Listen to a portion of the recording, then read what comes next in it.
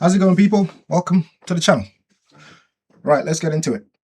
It's become evidently clear to myself that we are living in a transfer market that's completely lost its mind.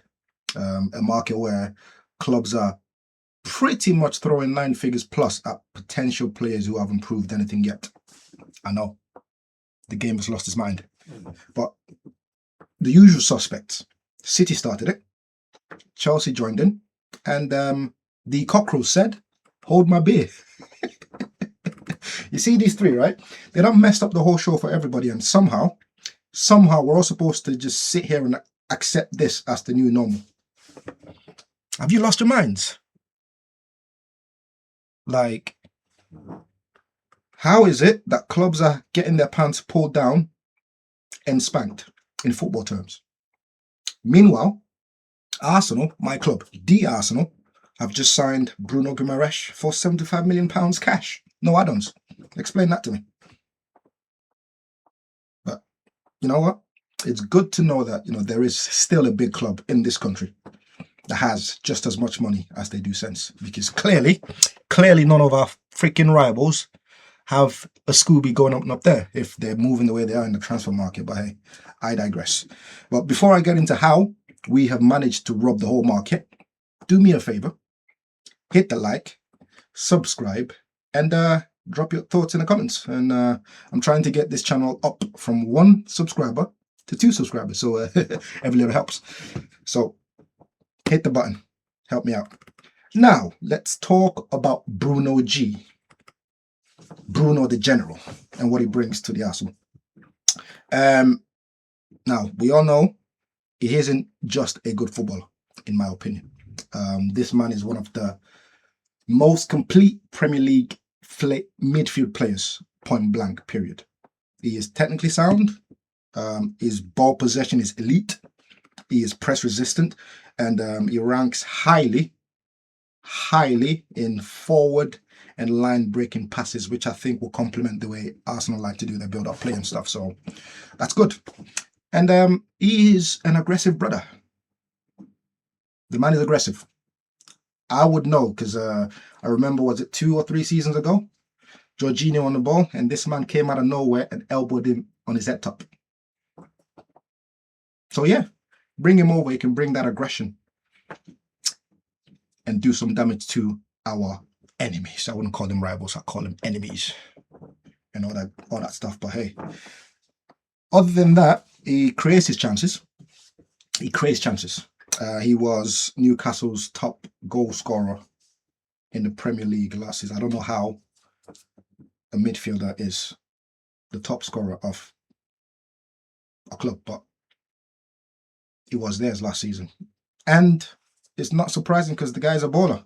I think he had a total of 14 GNA, which I think breaks down to 9 goals and 5 assists, if my maths is correct. But yeah, he creates goals, wins duels. I believe he ranks highly on that in the league as well. He can set tempo, and being the captain of Newcastle, he is a leader. And as we know, Arteta loves leadership characters at Arsenal. As you can see, we've come a long way from all the petulance and nobody taking ownership and stuff. So yeah, he's going to be sensational for us when it comes to leadership. Barring that, personally, I think he raises the ceiling, or even he raises the floor and the ceiling for our midfield, because we'll get more intensity, more control. We'll progress the ball better because all the side-to-side stuff has literally bored the life out of me and stuff. And I keep screaming at my screen all of last season, pass forward. Think about forward, get that ball forward before your opponent's defense settles. Do you get what I mean? So yeah, he's gonna help us in that sense, progress all of that type of stuff. And above all, we now have genuine rotation where if Rice was to go out, the quality doesn't drop. It's like for like, but I think it'll probably be a Rice and Bruno G pairing and all that type of stuff anyways, which I think is what I'd like to see, and stuff. But let me just get into, because I was reading on the BBC website, sorry, what the Newcastle sporting director had to say about Bruno. Obviously, because we know the Newcastle media and fans have been burying their head in the sand, talking about, we've heard nothing. You know, there's been no approach. He's not going anywhere. Well, he's here now. So here's what Mr. Russ Wilson had to say about Bruno. He said it was disappointing to see Guimaraes go. He stressed the 28-year-old did not want to play here anymore. That's fair.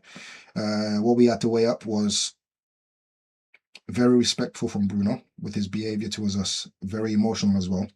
He effectively, let me get my tongue back in my mouth. He effectively told us he wanted to leave and move on. That doesn't mean he can go, but it certainly plays a part in what our thinking is when we hit a certain range of number, 75 mil. There is no part in saying it was part... Jesus Christ, my dyslexia is coming out here. There's no part in saying it was part of our strategy and was in our thinking this summer. It wasn't. But we have got to be flexible and react to things that happened. And react they have. The £75 million will help you react well. So yeah, thank you. But anyways, before I bring this video to a close, again, 75 million in the current market is a bargain.